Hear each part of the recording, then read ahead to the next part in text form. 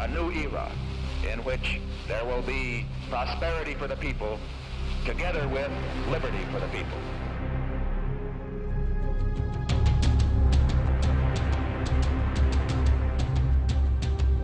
The question is, why are we supporting El Salvador? No, the question was, why are we killing priests in El Salvador? The answer is we're not. Now you be quiet. President Cristiani is trying to do a job for democracy, and the left-wing guerrillas must not take over El Salvador.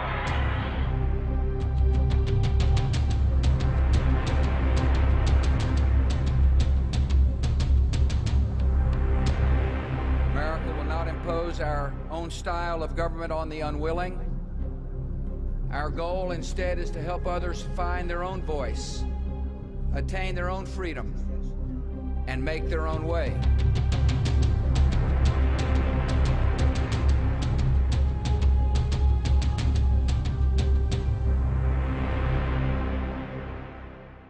This film is about the struggle of people to free themselves from a modern form of slavery. Richard Nixon, President of the United States, once said of Latin America, "People don't give a shit about the place." He was wrong. The grand design of the United States as a modern empire was drawn on the hopes of an entire continent known contemptuously as the backyard. The extraordinary witnesses in this film describe a world not as American presidents like to see it, as useful or expendable. They describe the power of courage and humanity among people with next to nothing. They reclaim noble words like democracy, freedom, liberation, justice, and in doing so, they are defending the most basic human rights of all of us in a war being waged against all of us.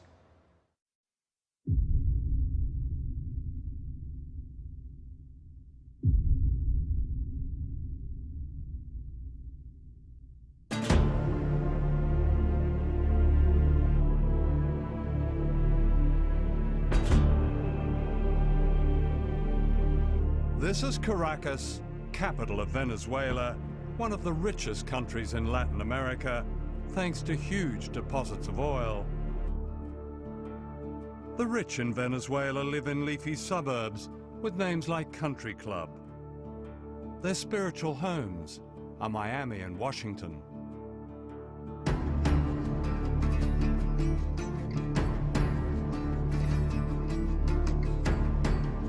The majority live in what are known as barrios, on hillsides in breeze block houses that defy gravity. In the past, these people have been invisible, excluded from their own society. Today, they display the confidence of those who know an extraordinary change has come to their lives.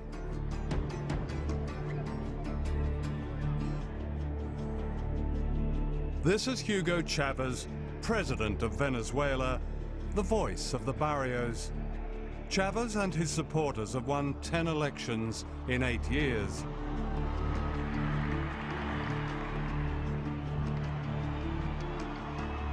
He's the symbol of an awakening of people power, driven by great popular movements that are unique to Latin America. Se acabó el caciquismo de aquellos caudillos adeptos, esa falsa democracia de las élites en Venezuela se acabó.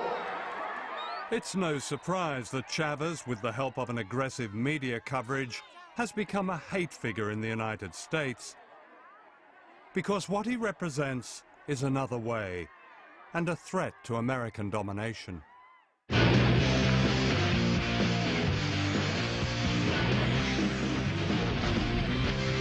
All right, now, Hugo Chavez, the criminal, speaking of criminal, government of Venezuela, offering... The criminal? The criminal. It's a criminal government. In my opinion, and the opinion of a lot of people in our government, Hugo Chavez represents an extreme threat not only to our nation, but to our hemisphere.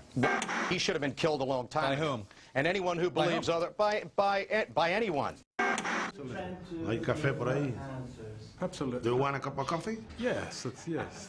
Era una de mis lecciones de inglés de secundaria. Do you want a cup of coffee?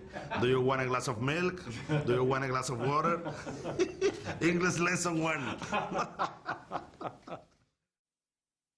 Let me ask about you personally. I mean, traveling with you for the last couple of days, I've seen a man who's clearly deeply committed to what you want for the Venezuelan people. Could you describe where that came from? Yo nací en un hogar muy pobre, de campesinos, ¿no? Y me tocó vivir la pobreza. Yo fui un niño pobre, de pie descalzo. Mi padre maestro de escuelas rurales, mi madre también. Una abuela hermosa, india, que me llenó de amor. Mi abuela me enseñó mucho y aprendí de ella la solidaridad con los demás, el compartir el pan, aun cuando poco con el otro. Entonces me fui al ejército, a la academia militar, me hice soldado y ahí me conseguí con Bolívar. Empecé a dar cuenta de la verdad.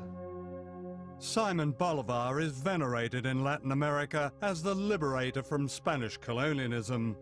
Bolivar believed that freedom only came when people united against all invaders, no matter their disguise.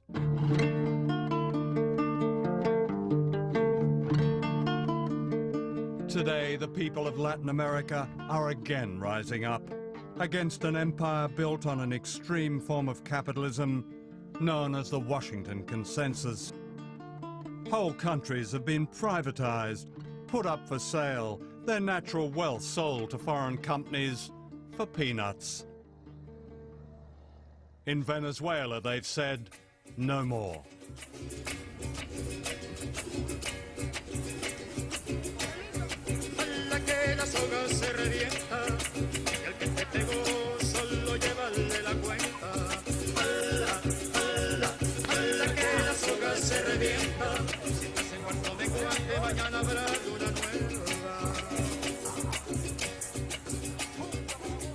This is La Vega, a barrio of 1 million people.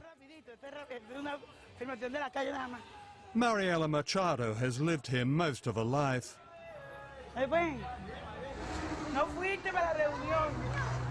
She knows what it's like to be excluded in her own country.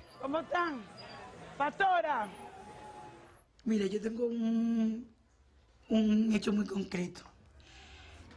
En los mapas, todos estos cerros, las casas que tienen allí, desaparecían áreas verdes. Así aparecíamos áreas verdes antes del gobierno de Chávez.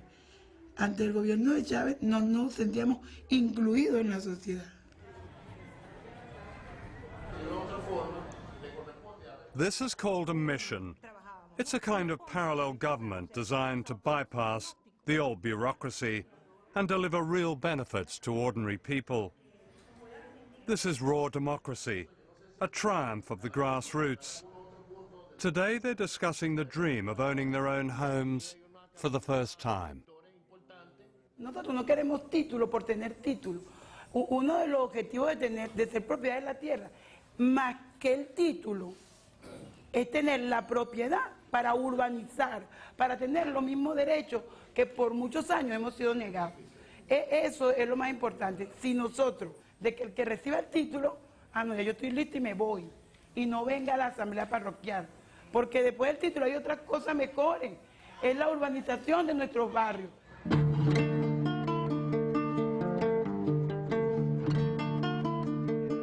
Soon after Chavez was elected in 1999, Venezuelans voted on a constitution, and this little blue book has become a bestseller ever since. This is one of a chain of supermarkets set up in the barrios, funded by the proceeds of oil. Here, prices are kept low, and on the back of every rice and soap powder packet are printed people's rights under the Constitution. Does it really mean something to you to see it there? No, claro, porque Yo no sabía lo de que teníamos derechos como cualquier otro, pero, y en este que nos habla en el artículo número 23, ¿verdad? Que nos habla de la política nacional y legislación, mira, todo eso es, esto por lo menos nosotros nos instruye. Democracia, lo dije hace un rato, delante de nuestro pueblo. Como dijo Lincoln, son definiciones sencillas. Ahora, lo difícil es llevarlo a la realidad. Aquí estamos llevándolo a la realidad. Gobierno del pueblo, por el pueblo y para el pueblo. A una sociedad de incluidos y de iguales, donde no haya exclusión, donde no haya miseria, donde reinen los valores humanos.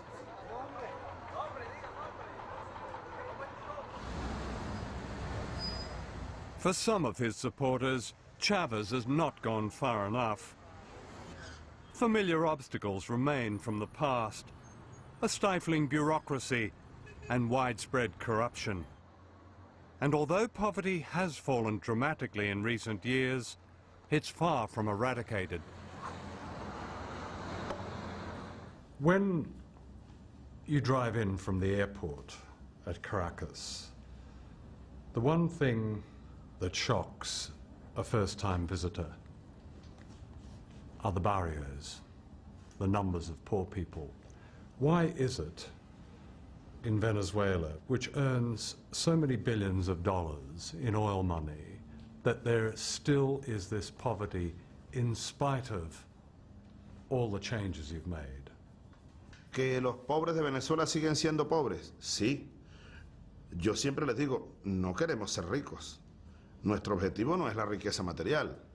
Es vivir dignamente, claro, salir de la pobreza y salir de la miseria sobre todo.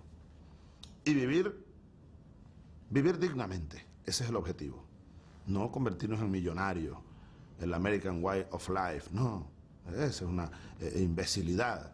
Eso te lo digo un poco porque el tema de la pobreza es un tema al que somos muy sensibles y es el que nos lleva la mayor parte de nuestra lucha de todos los días.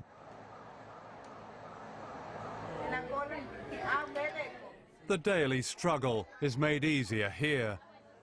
10 years ago, this clinic would not have been dreamed of.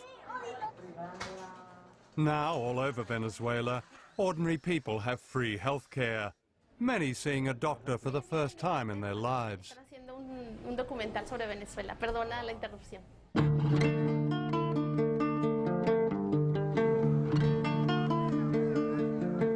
For the first time, children of the poorest have a full day at school and at least one hot meal a day. They're learning history and music and dance, often for the first time, and all of this is free. Under the Constitution, the poorest housewives are now paid as workers.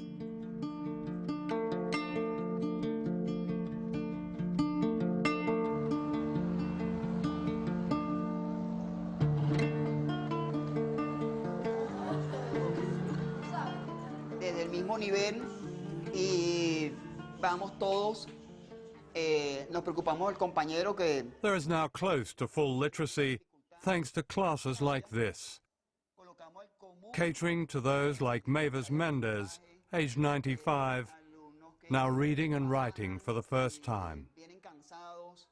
Significa mucho para nosotros. Yo lo único que lamento es que no esté más joven para seguir aprendiendo mucho más. Porque nunca habíamos tenido un gobierno que se preocupara por la gente pobre, pues. O que nos enseñaran a leer, a escribir, nada de eso. Pienso que nunca es tarde para superarse uno.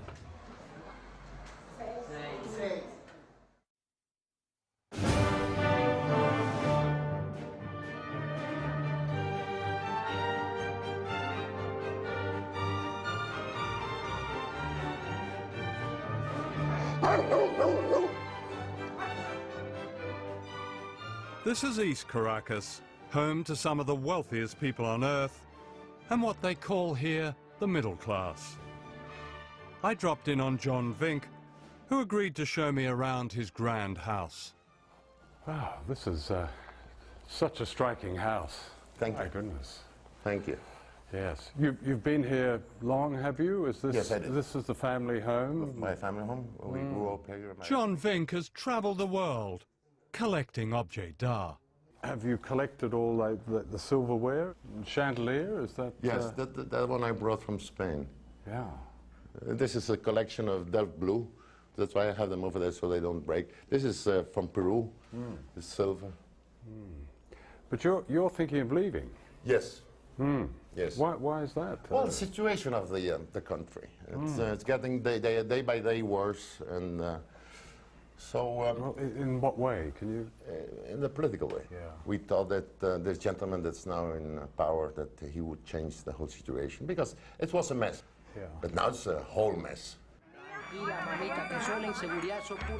John Vink's view is echoed by Venezuela's powerful media. Mostly privately owned, it combines banality with hardline anti-Chavez politics. Al regreso, veremos otros peligros en las nuevas decisiones oficiales. Que Venezuela se enrumba hacia un régimen muy similar al que impera en la isla de Cuba. Etcétera. Pero a nivel del gobierno, que es el socialismo del siglo XXI, sencillamente el control total por parte del Estado de la sociedad, pues. I mean, a number of journalists now say, well, there is censorship. They have been censored. How can that be? They speak out every morning. They have their shows every day. They speak out, you know, constantly against the government every day. I mean, how can they say this? I don't know if you have seen the programs that they have. Well, anybody that comes to Venezuela and spends 2 days looking at these channels knows that there's no censorship in Venezuela.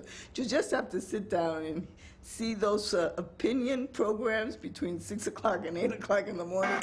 Cuba está evolucionando de fascista a nazi. ¿Qué es un nazi con diferencia a un fascista? Fundamentalmente que el nazi asesina. I mean, I don't think in any part of the world you hear the things that they say about President Chavez, about his cabinet, his ministers, the governors, the policies, whatever. I mean, it's even obscene in some ways. It seems to me that everything, including the weather, is being blamed on Mr. Chavez. Nobody blames Mr. Chavez for the weather because it's the only thing left which still works, okay? All the other thing fell apart entirely. We're talking here 1914, Bolshevik revolution, Russia. This is what's taking place here. And if you go now wait a minute.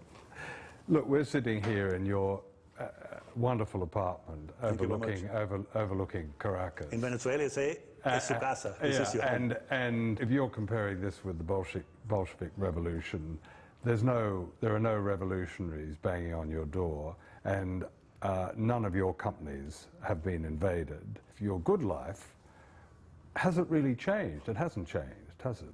Yeah, but as I said before, it is now on a wait-and-see position.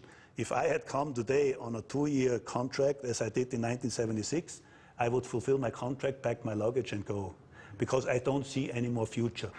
His critics accuse Chavez of building another Cuba, of being another Castro. And although he recently announced temporary presidential powers that bypass Parliament, he maintains that his aim is solely to speed up reform.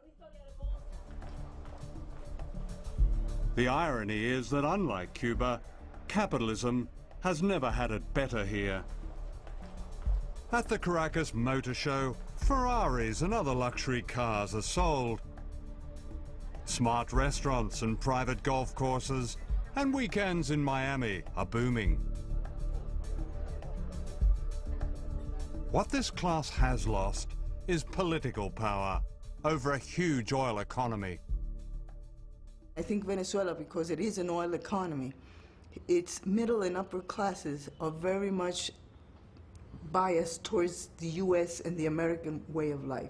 In a way, they think they are cosmopolitan. They don't feel that they are from this country or that country. They belong to the world. They belong to this kind of privileged people of the world. Miami? Miami, New York, Paris. We adore Miami. Miami is our second home. We discovered Miami because Miami formerly was, you know, it was a village. We were so rich, you know, we went to Miami and we bought houses, apartments, bungalows, boats, cars, everything we bought in Miami. We were the owners of Miami. And so we are very US-minded. In the old Venezuela, the United States played the part of a mafia godfather. The deal was simple. For supplying endless cheap oil, the Venezuelan rich kept a large slice of the profits. The election of Hugo Chavez ended the deal. Obviously, Venezuela is important because they're the third largest supplier of petroleum. I would say that Mr. Chavez, and the State Department may say this, probably doesn't have the interests of the United States at heart. We have been concerned with some of the actions of Venezuelan President Chavez and his understanding of what a democratic system is all about. Te digo que tratamos aquí de evitar el choque con el imperio, pero era inevitable. Yo fui a Casablanca, le di la mano a Clinton, hasta por teléfono. How are you, Mr. Clinton? How are you, Mr. Chávez? Es decir, nosotros aquí tratamos lo imposible. Hacer una revolución sin chocar con el imperio, imposible.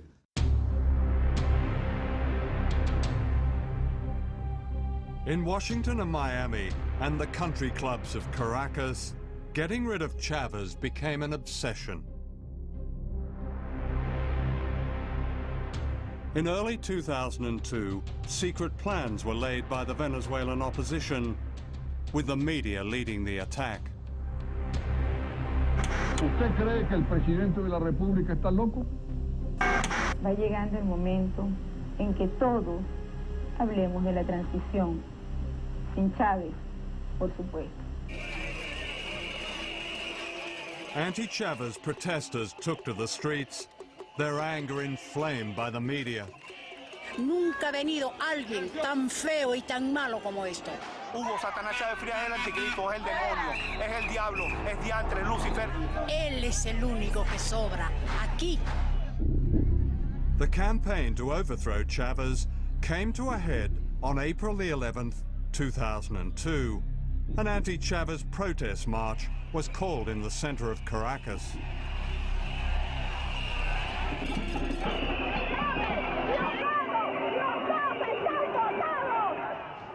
What they didn't know was that there were two marches that day. The other one was led by Chavez supporters outside the presidential palace, known as Miraflores.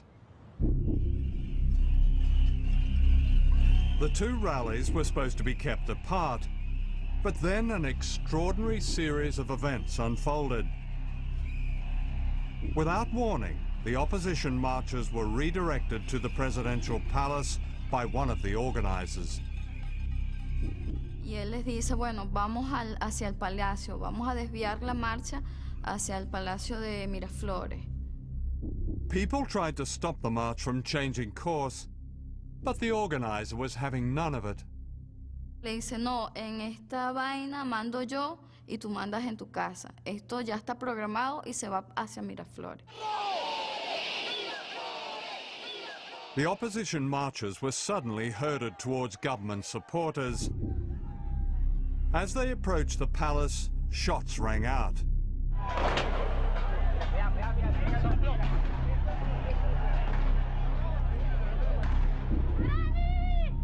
They were being fired upon by snipers who shot them one by one, many with a bullet to the head.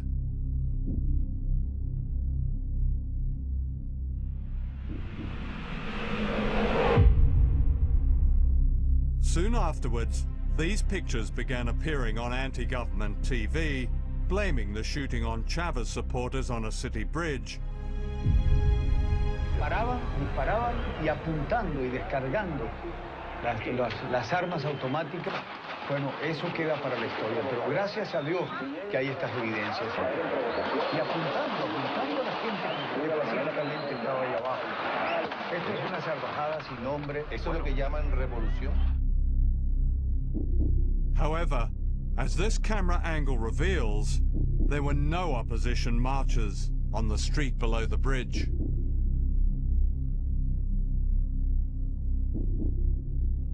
What the TV pictures did not show was this. The people on the bridge are clearly trying to protect themselves, crouching down to avoid the bullets of unknown snipers above them and anti-Chavez police units below them. The people on the bridge were actually defending themselves. Entonces era como una zona de combate, de control, y que ellos actuaron bien planificado, estaba súper planificado todo eso. Within hours, these military chiefs appeared on television. They too blamed Chavez and his supporters for the killings. Venezolanos, el presidente de la República ha traicionado la confianza de su pueblo. Está masacrando a personas inocentes con francotiradores. Para este momento van 6 muertos y decenas de heridos en Caracas. Esto no lo podemos permitir. No podemos aceptar un tirano en la República de Venezuela. It was all a setup. The CNN correspondent in Caracas, Otto Neustald, later revealed that the generals had recorded their statement before the shooting. El día 10 en la noche me llaman por teléfono y me dicen la marcha se va hacia el Palacio de Miraflores, va a haber unos muertos y aparecen 20 militares de alto rango pronunciándose en contra del gobierno de Chávez y pidiendo la renuncia al presidente. En esa prueba ya se habla de muertos cuando todavía no había un solo muerto en la calle y todo sigue como estaba programado. Soon the presidential palace was surrounded by renegade army officers. Inside, Hugo Chavez was delivered an ultimatum: resign or be bombed. One of his cabinet ministers broke the news. Políticamente, que quede en evidencia que esto fue un golpe de Estado. No es que él renunció, pero el presidente no renunció. Okay. No renunció y entonces va preso, porque es un golpe de Estado. Okay. ¿Qué? Que lo sepa el mundo. Que lo sepa el mundo.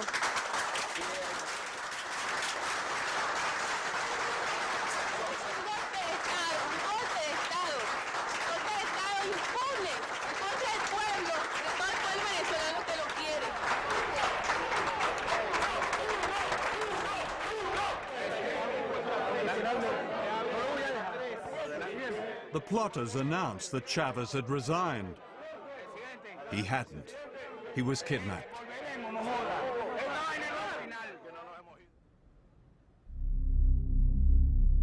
The following morning, an unelected dictator was sworn in. He was a leading businessman called Pedro Carmona.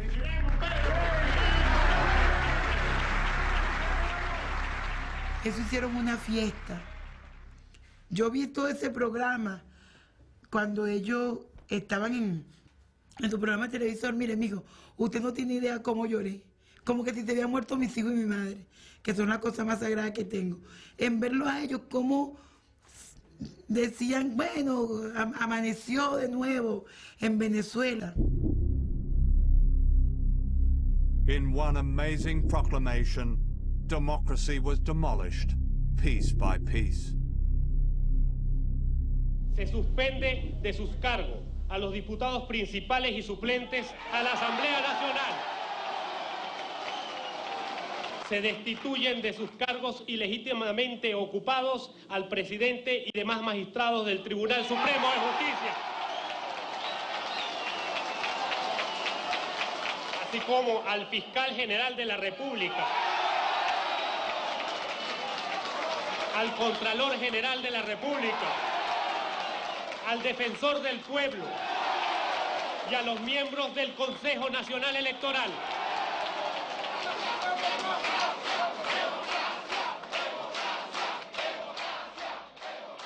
Usted no tiene idea de lo que ese decreto nos hizo. Fue tan fuerte la cuestión, lo que nosotros vivimos en ese momento, porque ya no veíamos al pasado, a la represión, a la lucha por todo. In the United States, the broadcast media carried the same pictures and the same story used to justify the coup. The Bush administration made it clear it is happy with a change in leadership in the country responsible for 15% of America's oil imports. Anthony Mason has our report. In the end, this is what triggered the overthrow of Hugo Chavez. Armed gangs loyal to the Venezuelan president firing on thousands of anti-government protesters. After 16 people were killed and hundreds wounded, last night soldiers surrounded the presidential palace. At the White House, the spokesman of President Bush rubber-stamped the story. Let me share with you the administration's thoughts about what's taking place in Venezuela. We know that the action encouraged by the Chavez government provoked this crisis. The Chavez government suppressed peaceful demonstrations, fired on unarmed, peaceful protesters, resulting in 10 killed and 100 wounded. That is what took place, and a transitional civilian government has been installed. Back in Venezuela, 3 years of modest democratic reform had been overturned. Afortunadamente tenemos una gran arma, que son los medios de comunicación. Si ustedes, el pueblo venezolano vio hoy, el ejército ni la Fuerza Armada hizo un disparo. Todo esto fue nuestras armas fueron los medios de comunicación. The plotters and their friends had everything to celebrate, or so they thought.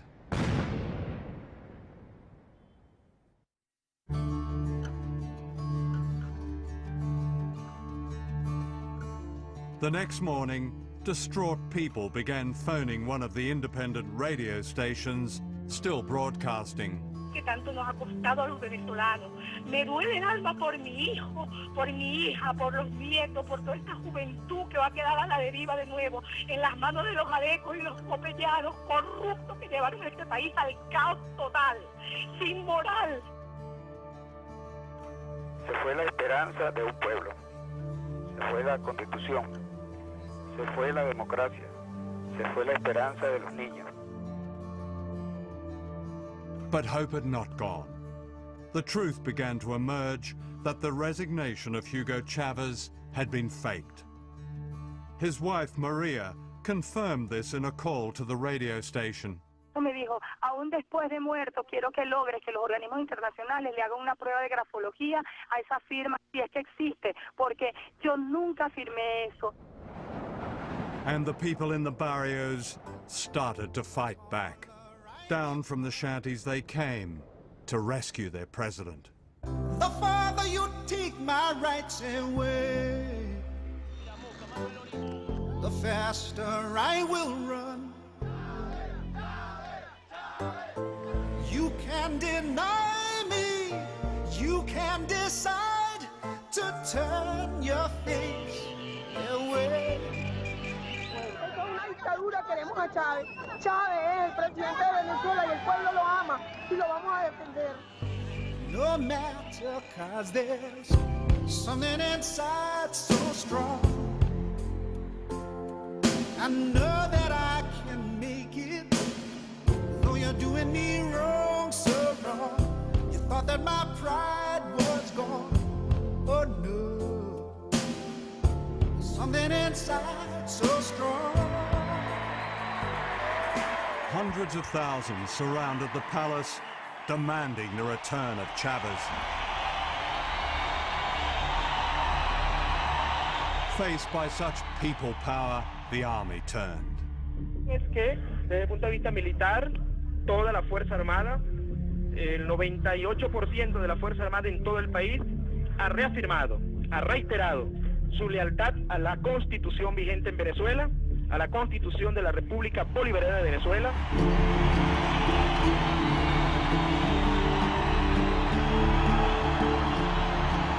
Roared on by huge crowds, the Presidential Guard who had gone into hiding retook the palace, and the plotters fled. Los muchachos, los policías militares que estaban dentro de Miraflores, empezaron a levantar la bandera. Eso también nos dio más fuerza todavía a que no estábamos solos. Y ahí nos quedamos hasta que empezó a venir un helicóptero.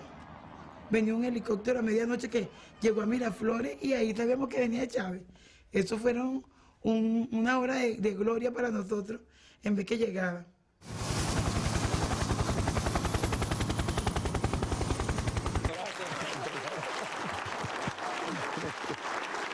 Just 48 hours after being kidnapped, Chavez was back in power.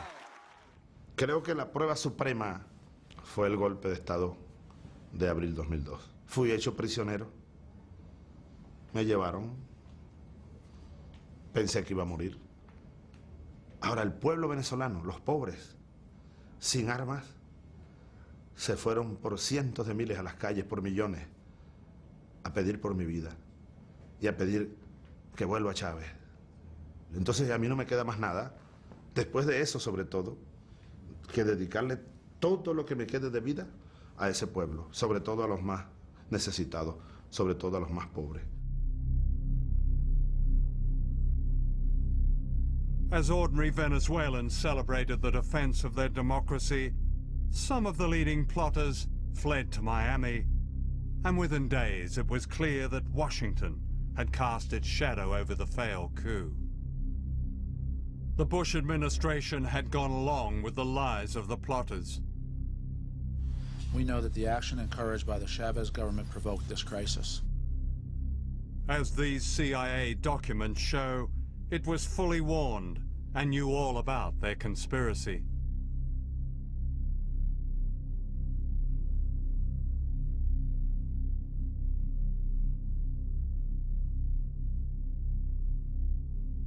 Washington claims that it warned Chavez about the coup. This is denied by the Venezuelan government.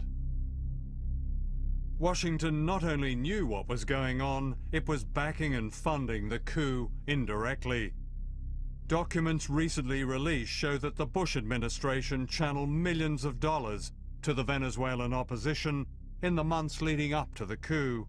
The money was handed out by its principal aid agency, USAID, and an organization called the National Endowment for Democracy. During the 6-month period prior to the coup in April 2002, the U.S. government invested more than $2 million into financing these organizations that they knew at least 6 months before were planning to overthrow the government. You're essentially saying post hoc ergo propter hoc, because it happened after post hoc. I don't think our viewers will understand that. If you could translate that. Just because it happened after we provided support to these groups doesn't mean that it happened because we provided support to these groups. Yeah. It is a logical fallacy. Right. We would be very open and transparent about what kind of support we provided through the National Endowment for Democracy and other institutions.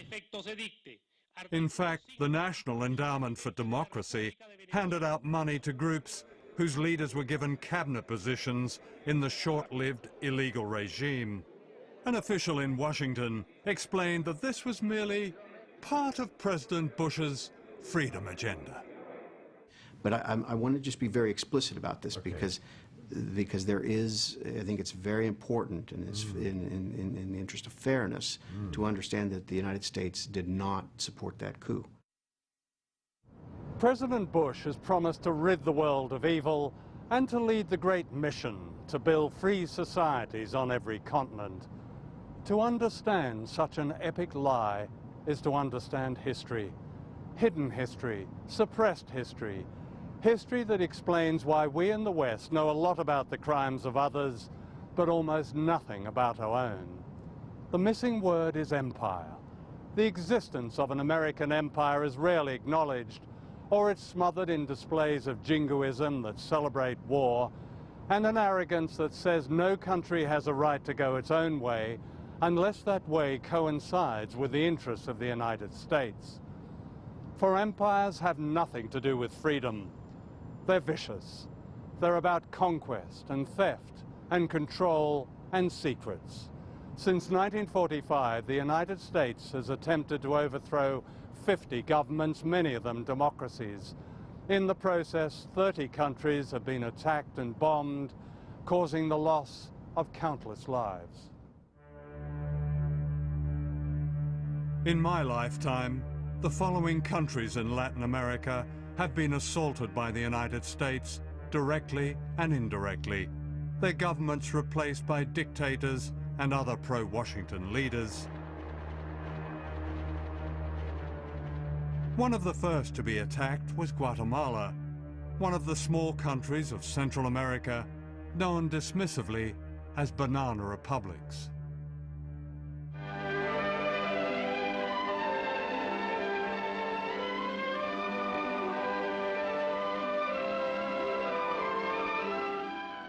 This is Guatemala City as seen from the air. People who live in the city dress very much like the people in our own southern states. There are many churches and people go to church regularly. They speak Spanish, of course, as most of them are of Spanish descent. In fact, most of the people of Guatemala are not of Spanish descent. They're indigenous Mayan people and very poor. In the 1950s, 2% of the population of Guatemala controlled the natural wealth in collusion with giant US corporations like the United Fruit Company, which dominated banana growing. On the board of United Fruit was John Foster Dulles, who happened to be US Secretary of State. His brother Alan happened to run the CIA. Both were Christian fundamentalists who regarded any opposition as the work of communism and the devil.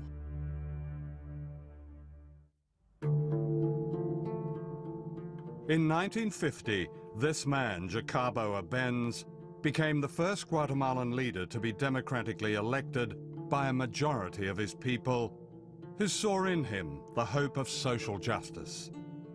He was the Hugo Chavez of his day.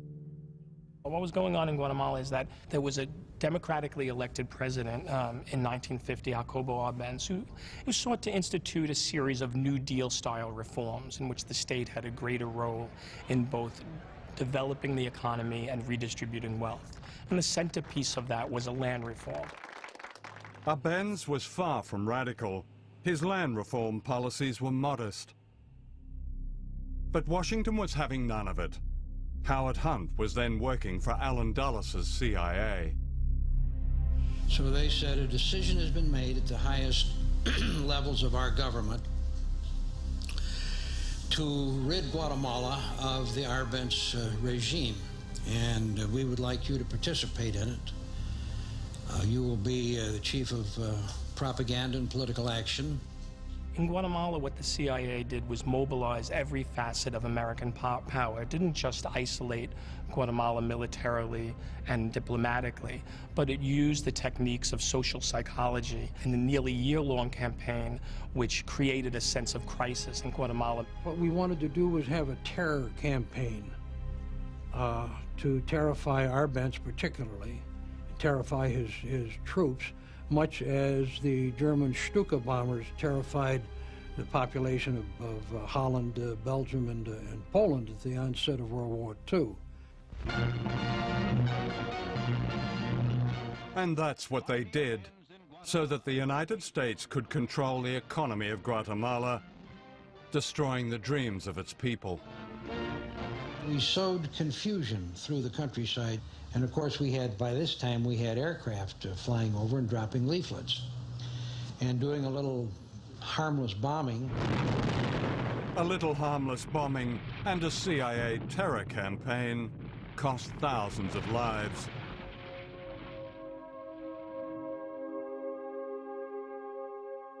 Arbenz, the Democrat now branded a communist, was humiliated, stripped naked, and photographed before being forced into exile. Richard Nixon, then Vice President of the United States, flew in to congratulate the new dictators. That Guatemala is going to enter a new era in which there will be prosperity for the people together with liberty for the people. General Rios Montt was to be one of Washington's faces of liberty. During his time as president in the 1980s, thousands of people were murdered by death squads, most of them indigenous men, women, and children. His guns and helicopters came from the United States. President Reagan flew in to warmly endorse the general, whom he described as a man of great personal integrity. In the CIA, we didn't give a hoot about democracy. I mean, it was fine if a government was elected and would cooperate with us, but if it didn't, then democracy didn't mean a thing to us. And I don't think it means a thing today. The crushing of Guatemala was Washington's blueprint. 4 years later, Cuba, just 90 miles from Florida, threw down the first direct challenge, ending Cuba's humiliation as a North American colony, a playpen for drug barons and the mafia. Se han encontrado con que la revolución cubana sabe también pelear y ganar batallas en este campo. Washington would never forgive Fidel Castro. Under the government aegis, we had task forces that were striking at Cuba constantly. We were attempting to blow up power plants. We were attempting to ruin sugar mills. We were attempting to do all kinds of things during this period. This was a matter of American government policy. This wasn't the CIA. Cuba's achievements in healthcare and education are widely respected. However, for not bowing to the greatest power on earth, the Cuban Revolution has paid a high price. A 45-year economic war waged by the United States and the loss of vital democratic freedoms. How dare you, 90 miles from my country, last 45 years with a different form of government? How dare you haven't allowed American corporations to buy you out? How dare you continue this arrogance that says that you will never succumb to us? Don't you know who we are? Don't you know who these corporations are? Don't you know your life would be better if you could drink Coca-Cola every day? What justified the attacks on Cuba and other Latin American countries was the so-called Red Menace. We all know the atomic bomb is very dangerous. Since it may be used against us, we must get ready for it. First, you duck, and then you cover. And very tightly, you cover the back of your neck and your face. Propaganda like this excused every American invasion, every toppling of a government, every assassination, every act of terrorism. The real threat was an orchestrated paranoia in the United States that became a super cult called anti-communism. The true goal of the United States government is control. And they feel that if the United States did not control the governments of Latin America, then somebody else would. And the principle of government by the people, for the people, of the people, that is just silly.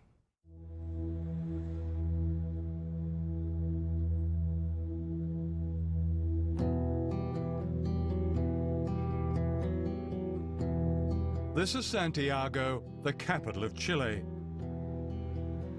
In 1973, the National Stadium was turned into a concentration camp as a military coup, backed by the United States, overthrew the democratically elected government of Salvador Allende.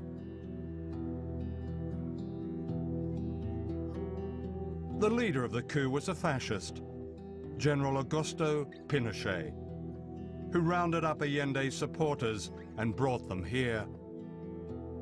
A young medical student, Roberto Neveretti, was one of them. These changing rooms were used as what when you were imprisoned here? They were used as places where people were kept inside here, 50 or more. You can see that there was actually no room to move around here. Even all these places were full of people sleeping here, and there were no blankets or anything. Even some people actually slept here. There was very little room. When they started to torture you all, what did they do to you then? The techniques they used were beating you, especially in sort of places where it could become very painful, with a rubber truncheon, and especially the genitals and the soles of the feet, and the arms and various places.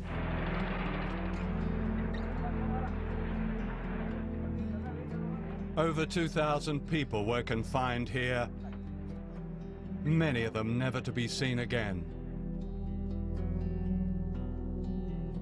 Victor Jara was Chile's greatest balladeer.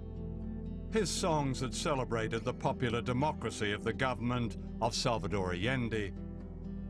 He was taken to the stadium, where he was a source of strength for his fellow prisoners, singing for them until soldiers beat him to the ground and smashed his hands. In his last poem, smuggled out of the stadium, he wrote, "What horror the face of fascism creates. They carry out their plans with knife-like precision. For them, blood equals medals. How hard it is to sing when I must sing of horror, in which silence and screams are the end of my song." After 2 days, they killed him. How old were you? I was 18. 18? Yeah. Oh. Does the fear that you experienced then, is that something that imprints itself on the rest of your life? Yes, but we felt it was part of what we were trying to build in this country. What they were trying to build was a just, equitable democracy that took control of Chile's economy from the United States and its proxies. For the invisible people of Latin America, Chile under Allende became an inspiration. In Washington, President Nixon secretly plotted to destroy the Chilean economy. "We're going to make the economy scream," said Nixon. In Santiago, General Pinochet, America's man, sent in his British-made bombers against the presidential palace. It was September the 11th, 1973, a date that held an infamy and irony 28 years later. My wife and our children were at the house, and they had a marvelous view of these planes winging over and then dipping down and sending their bombs into the Moneda. From inside the palace, Allende refused to leave, true to his promise not to surrender the government for which the ordinary people of Chile had voted. He broadcast this last message, then he shot himself. Trabajadores de mi patria, tengo fe en Chile y su destino. Sigan ustedes sabiendo que mucho más temprano que tarde, de nuevo abrirán las grandes alamedas por donde pase el hombre libre para construir una sociedad mejor. ¡Viva Chile! ¡Viva el pueblo! ¡Vivan los trabajadores!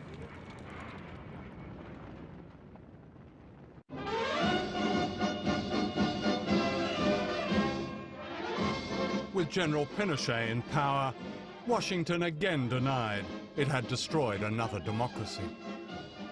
We had no contact with any of the people that carried out the military coup, and therefore the coup that overthrew Allende was done without contact with the United States. A very different story is told by these secret documents. In October 1970, the CIA cabled its man in Chile. It is firm and continuing policy that Allende be overthrown by a coup. When that happened 3 years later, a US official cabled back to Washington. Chile's coup d'etat was close to perfect. Fascism is a word that's often misused, but you've experienced it, the real thing. Yeah, I think so. I think When did you realize that you were ensnarled by fascism? When did it manifest itself? I think it was evident from the very beginning, the ferocity, the sheer brute force that they use, the disregard for any kind of human dignity. I mean, their aim was really to make you into a thing in I think in order to protect themselves, because if they made you into a Sikh, then they didn't have to have human feelings towards you. They dehumanized you from the very beginning. Once again, a Latin American elite was delighted to be rescued by fascism.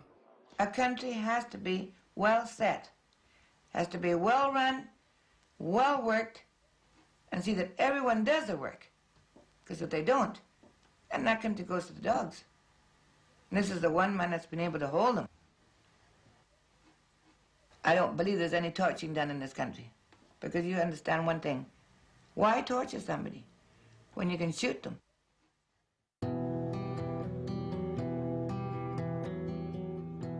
This is where they tortured and killed them. Villa Grimaldi was once a palatial home in a suburb of Santiago. Under Pinochet, it became a place of horror. Today, it's a memorial to its many victims. Sarah DeWitt, then a student activist, was a survivor. What was the date that you were arrested? Do you remember? Oh, yes. I was picked up on the 3rd of April, 1975, 7 o'clock, on the dot. So the junta had been in power for about 18 months. Yes. So when I realized, someone had put what I imagine it was a gun, on my back and said to me, don't make any noise, don't try to run because we will shoot you. You are coming with us. In a strange wooden tower like this, in spaces the size of a dog's kennel, people were tortured to death.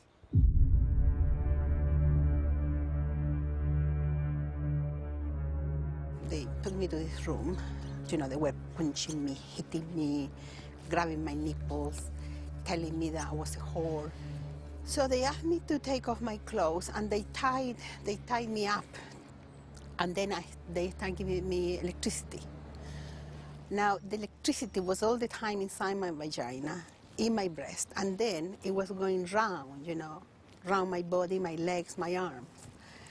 And, well, they did that, They would stop asking me questions, and then touching me everywhere, and shouting, abusing. And then they would go, they continue with electricity. Duane Claridge was head of the CIA's Latin American division in the early 1980s. Chile, the only reason it exists is because of Pinochet. At a huge human price. What human price? Give me a break. The thousands who were disappeared and murdered? Thousands? You count them. What thousands? Well, and I've don't seen...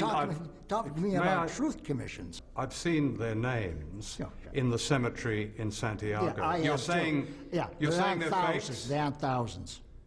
Well... There aren't thousands, sir.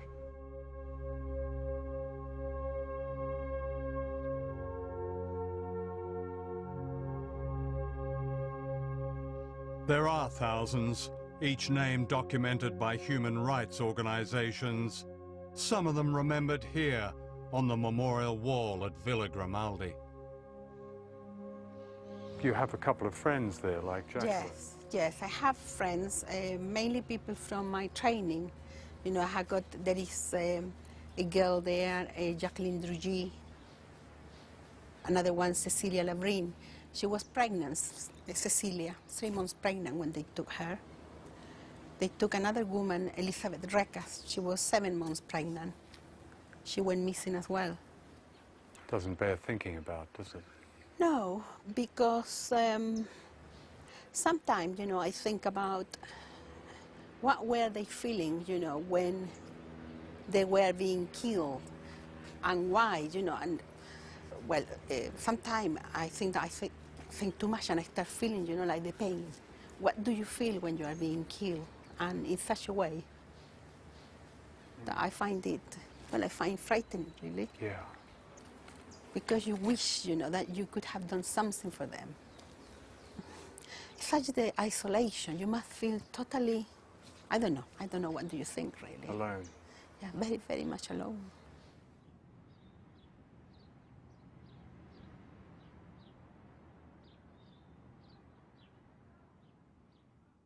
It was a period in which almost everybody in the present situation, regards as a dark time in which the CIA played a major role. That's right. They played a major role in overthrowing, what's his name? What's his name was Salvador Allende. Yeah, fine. Okay. He was democratically elected. Right. Okay. Is that okay to overthrow a democratically elected government? Is it okay? It depends on what your national security interests are. Are you denying that Pinochet caused huge suffering in that country? I don't buy.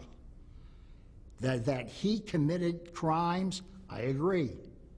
But it's worth it. Huh? Is that what you're saying? Those crimes are worth it? Yeah. Sometimes, unfortunately, things have to be changed in a rather ugly way. Levántate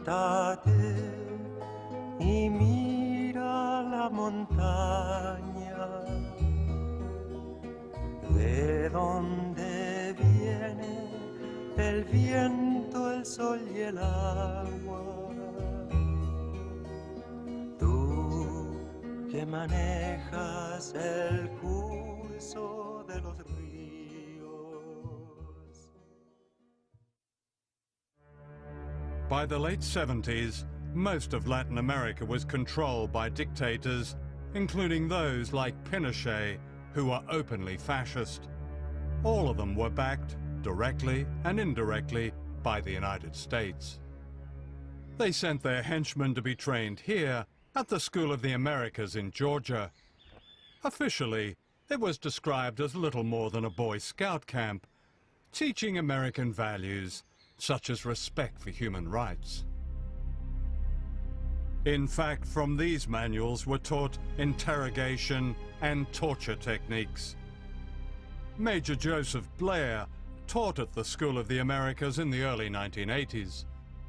The doctrine that was taught was that if you want information, you use physical abuse, you use false imprisonment, you use threats to family members, you use virtually any method necessary to get what you want.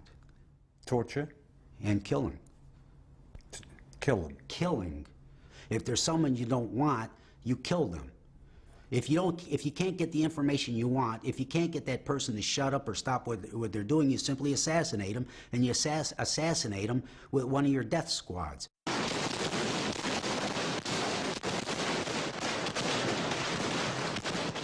This is a death squad in action in El Salvador. Actually, it's the National Police, many of whom were trained at the School of the Americas.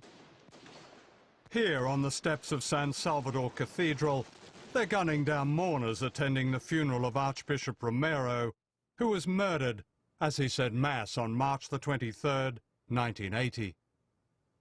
This man, Robert D'Aubusson, gave the order to kill the Archbishop. Major D'Aubusson was Washington's dirty secret in El Salvador. He was trained at the School of the Americas. According to the Truth Commission and a whole swathe of human... Come on, John. This is where we're going. You're wasting my time.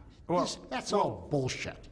Those people all had agendas. So it was bullshit that the Salvadorian military were murdering tens of thousands of people. I bet you can't count more than 200 in the whole 10 or 12 years.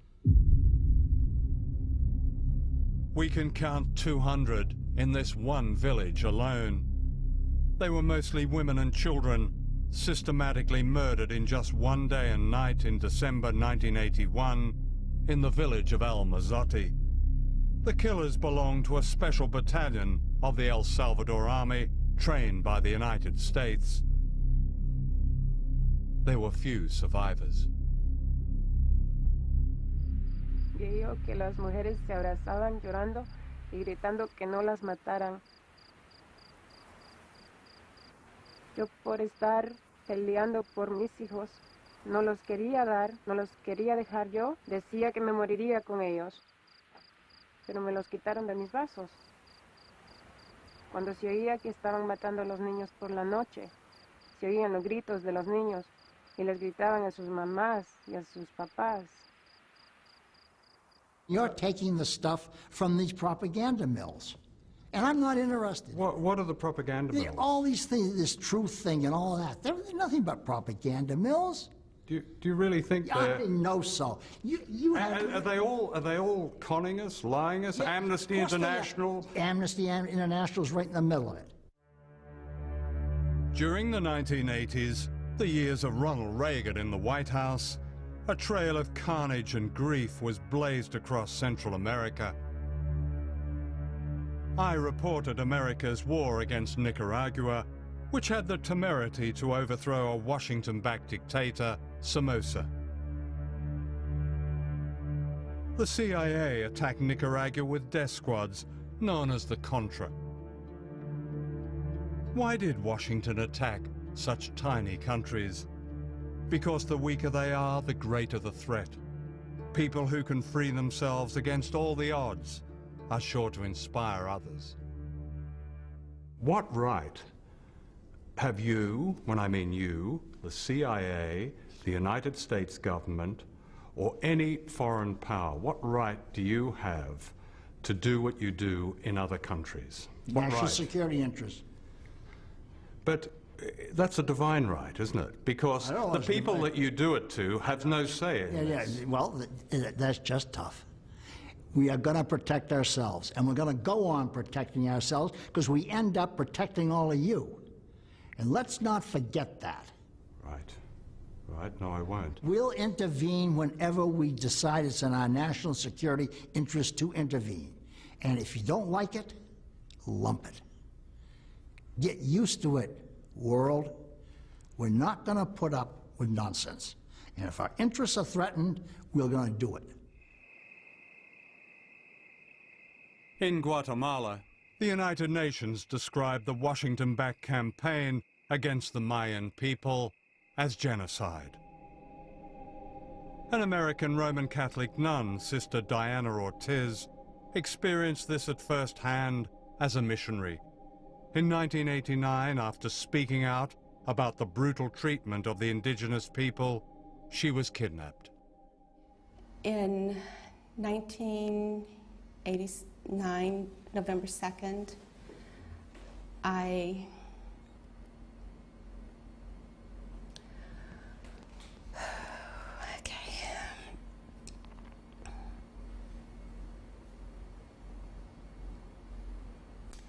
was abducted and I was put in a police car,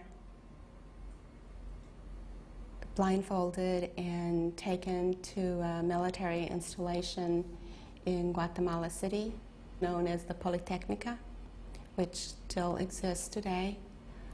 I was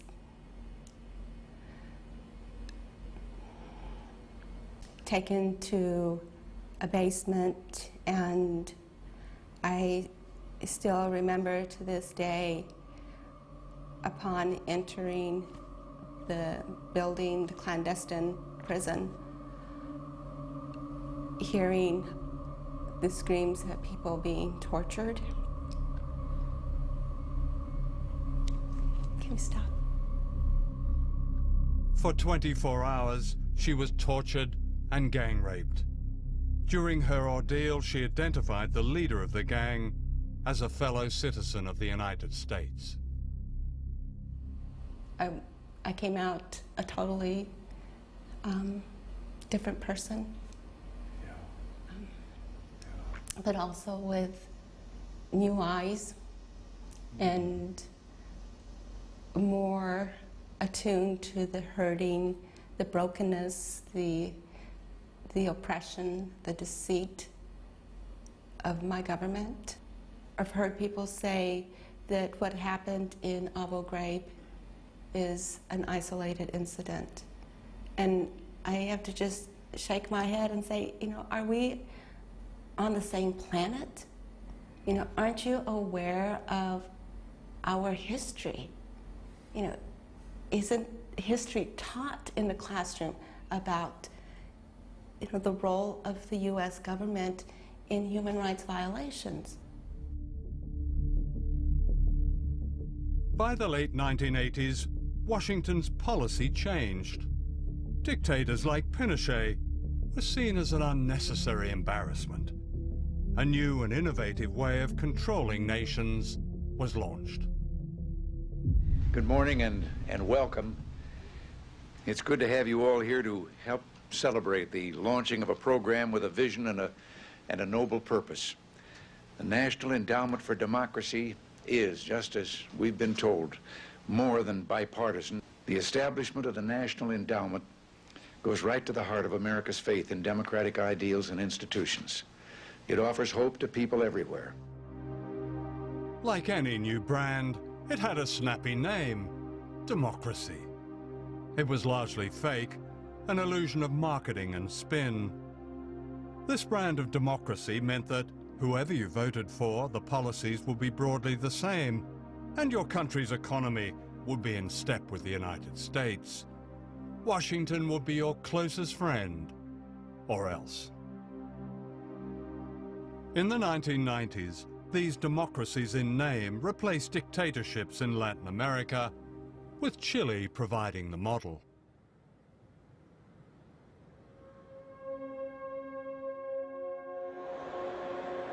This is the commercial center of Santiago, Chile. On the surface today, everything seems normal, modern, prosperous. To the Bush administration, Chile is the very model of economic success. A laboratory experiment, according to the magazine Business Week. Much of life has been privatized. There are now billionaires, and the rich are getting richer. Pinochet fixed the country. Who says? The United States says. No. The World Bank says, the Inter-American Bank says, everybody says it. He brought about an economic miracle in Chile.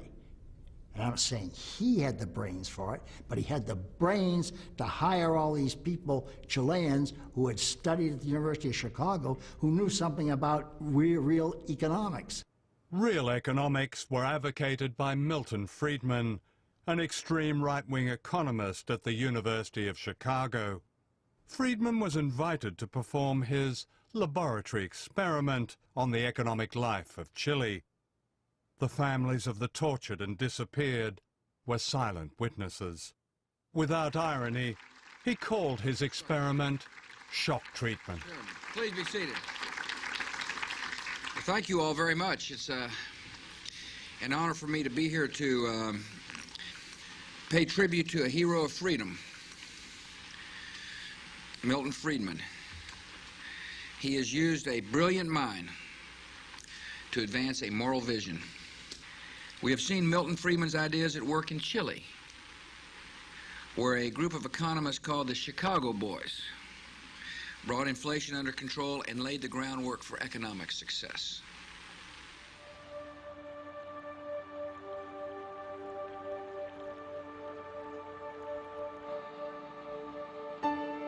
This is the other side of the economic miracle. Chile today is a deeply unequal society.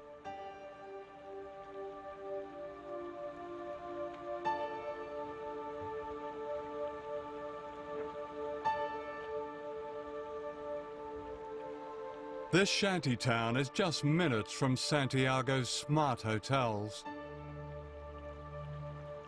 Hay tantos cesantes, hay miles de cesantes, los jóvenes, y el que trabaja no alcanza para nada. ¿Y con qué paga la luz? ¿Con qué paga el agua? Hay que comprar el gas, todas las cosas que hay que comprar. Diariamente la mamá dice, ¿qué hago para la comida de los niños? ¿De dónde saco dinero?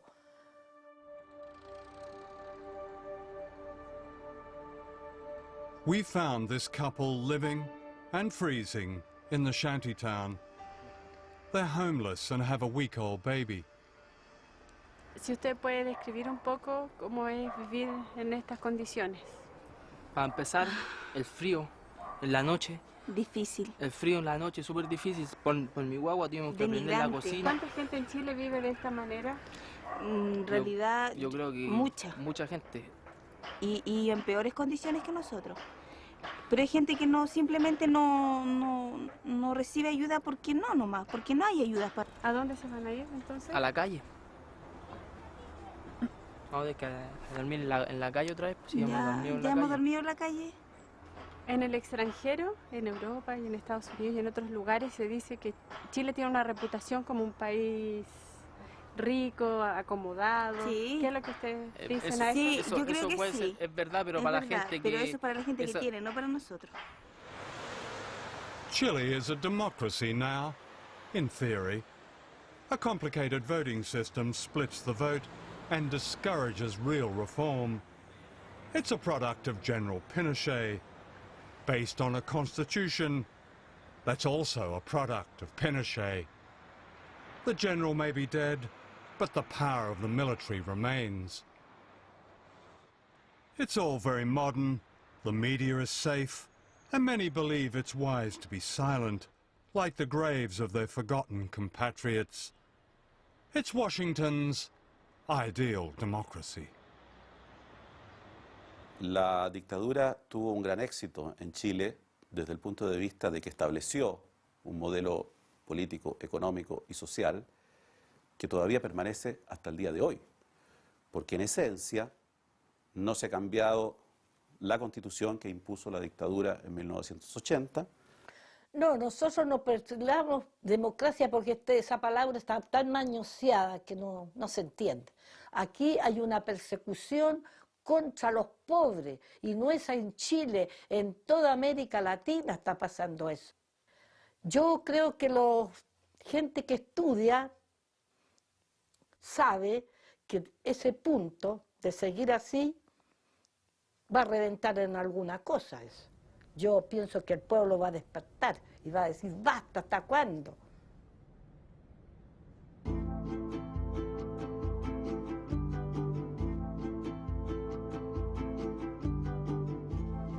This is Bolivia, another laboratory experiment. The majority of the population of this spectacular, brutalized country, high in the Andes, have also been invisible until recently.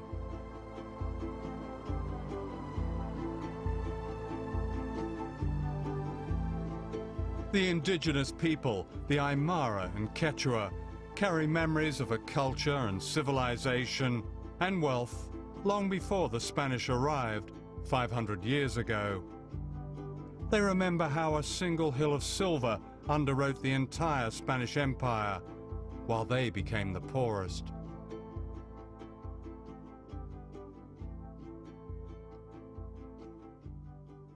This is the National Congress of Bolivia.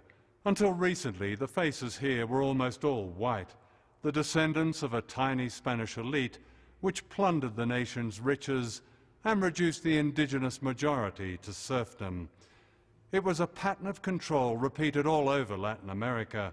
The pattern has been broken in Bolivia with the rise of social justice movements of a kind never seen before, and whose democratic home is not Westminster or Washington or any other so-called model, but in the streets, the mines, the barrios, the fields.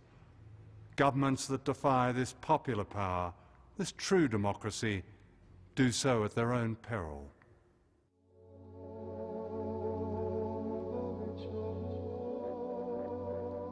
This is El Alto, the highest city on earth, and perhaps the poorest.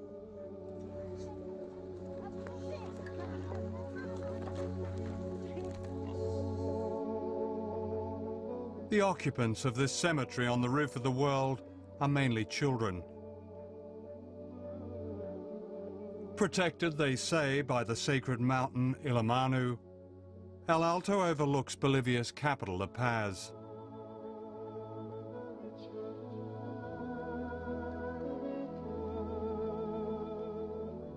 Juan Delfin, a priest and a taxi driver, has lived here for most of his life. Esta es una zona Villa Ingenio, cementerio general de Villa Ingenio, de la zona norte de la ciudad del Alto. Y aquí hay una triste amargura Hay de todo tipo que están nuestros hermanos, nuestros niños, nuestras hijas, nuestros abuelos y abuelas muertos que están simplemente enterrados. Vemos lo que está, ¿no? Hay incluso una familia, se envenenó toda la familia por falta de trabajo, por falta de economía.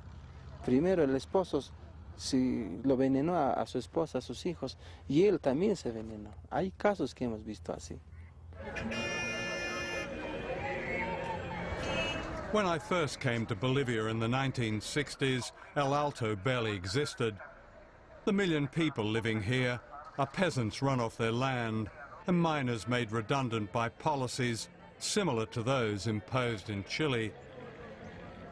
Infrastructure that didn't make a quick buck was privatized. The message was clear: sell it, strip it, or scrap it. The indigenous people were scrapped. ¿Por qué? Nos preguntamos. Si yo era rico, si soy boliviano rico y nacido, pero ¿por qué estoy pidiendo la limosna? ¿Por qué? Si teníamos mar por un lado, ¿no? Si teníamos plata, oro, todo teníamos. Entonces, ¿por qué seguimos sufriendo? And yet the people here have held together. Their sense of identity, their community.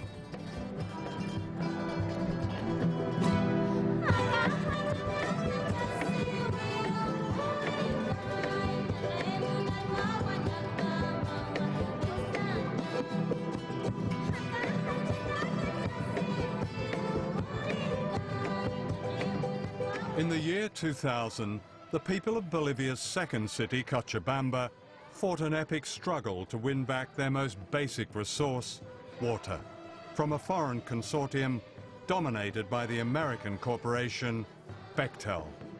And they won.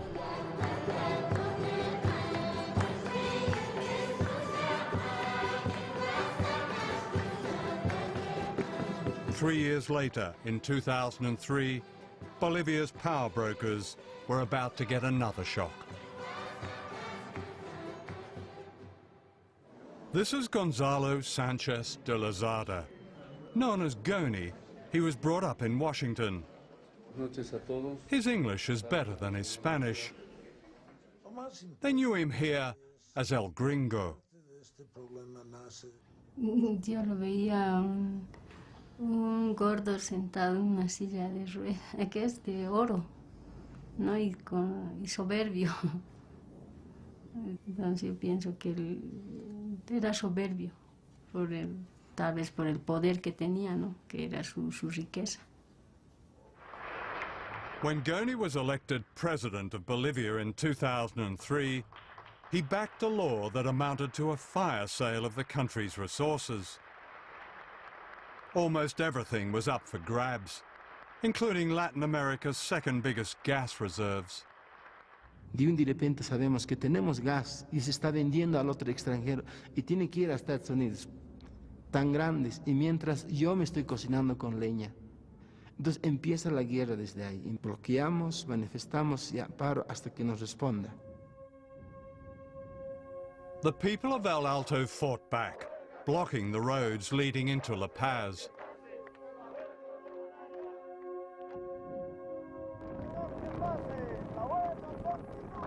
Se bloquee, que no se deje, que no vuele una mosca, decían, ¿no?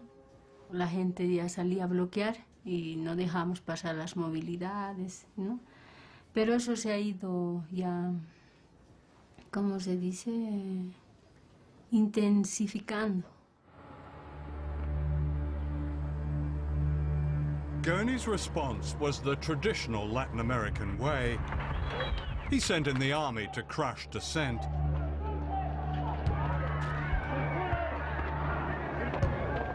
Scores were shot dead.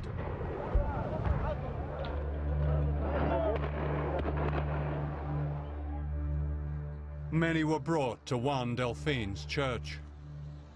Las mesas han hecho así, y estaba aquí las mesas, y estaba aquí los cadáveres estaban aquí, entonces, y aquí es lo que incluso a los muertos hasta con clavos le sacaron las balas, Las balas las sacaron, le tiraron a otro lado. Y era triste el ver aquí. Todo está miseria.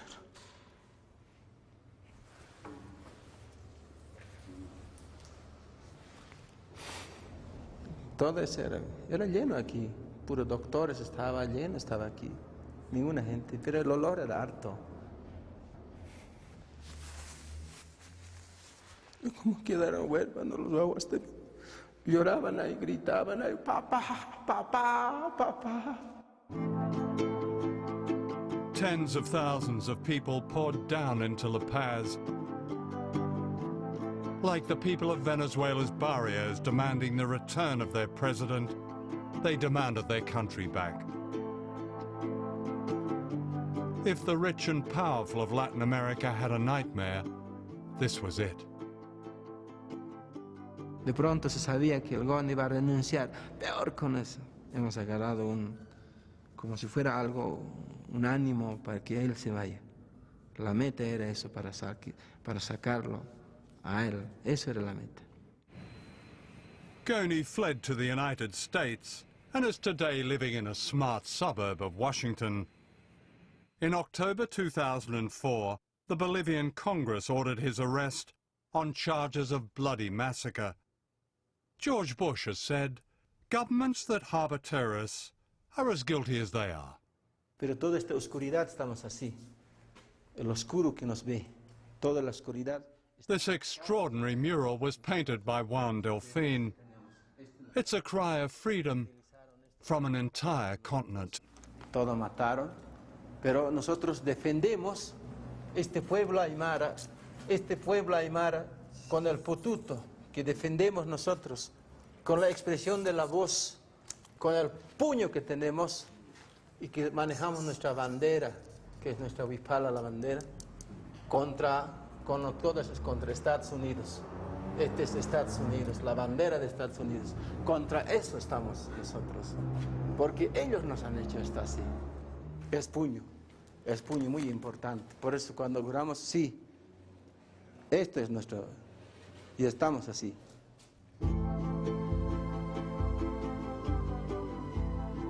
In 2005, the people of Bolivia took an historic step. For the first time ever, an indigenous person was voted president in a landslide. Like Chavez in Venezuela, Evo Morales offered a new democracy and a new beginning. Quisiéramos que todos empecemos a trabajar. Se acabó las fiestas, se acabó la luna de miel, ahora es trabajo permanente para cambiar nuestra Bolivia. Sin duda que está creciendo, se está propagando por todo el continente de América Latina, el Caribe, pero sobre todo en Sudamérica. Yo me la paso recorriendo esta América Latina desde Buenos Aires hasta Brasilia, Montevideo, La Paz, y por todos lados hay un fervor desatado, hay un fervor.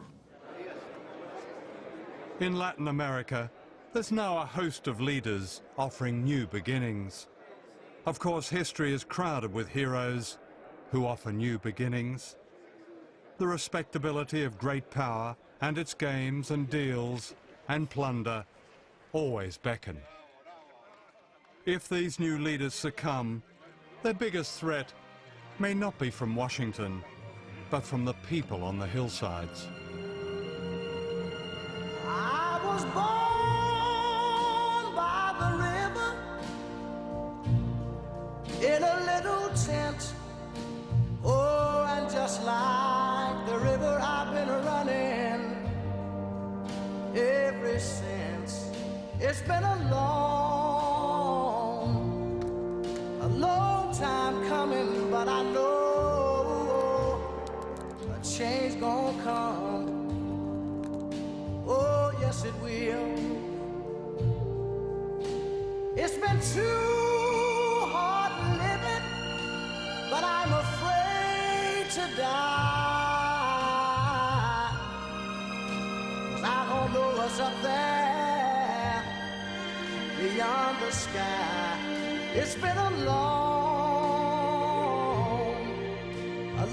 time coming, but I know a change gonna come. Oh, yes it will.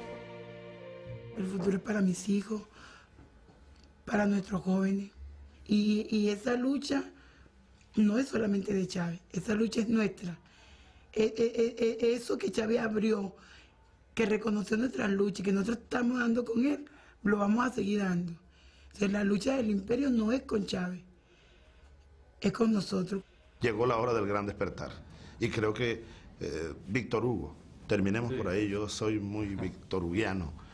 Víctor Hugo escribió aquello: no hay nada tan poderoso como la idea cuya época ha llegado.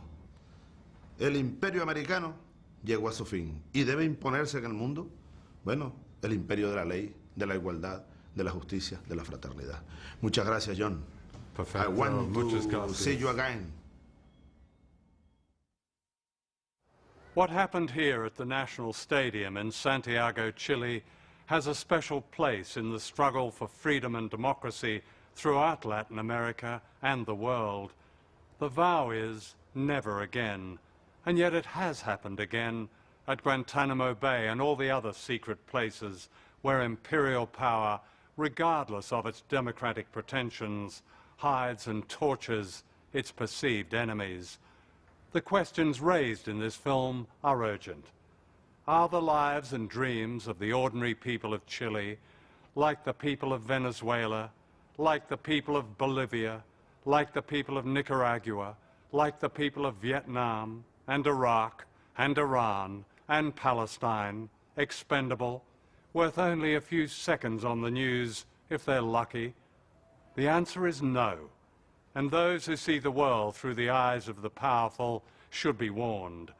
People are rising from the tyranny and oblivion to which we in the West have consigned them. Indeed, their resistance is well underway, as this film has shown. I would say it never stopped and is unbeatable.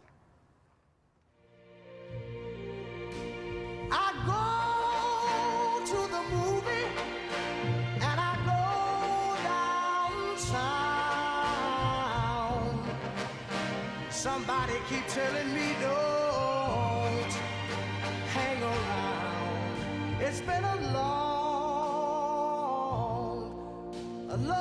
time coming, but I know a change gonna come. Oh, yes it will. Then I go to my brother and I say, brother, help me please. But he winds up knocking me back down on my knees. Lord, there've been times that I thought I could last for long, but now I think I'm able to carry on. It's been a long time coming, but I know a change gonna come.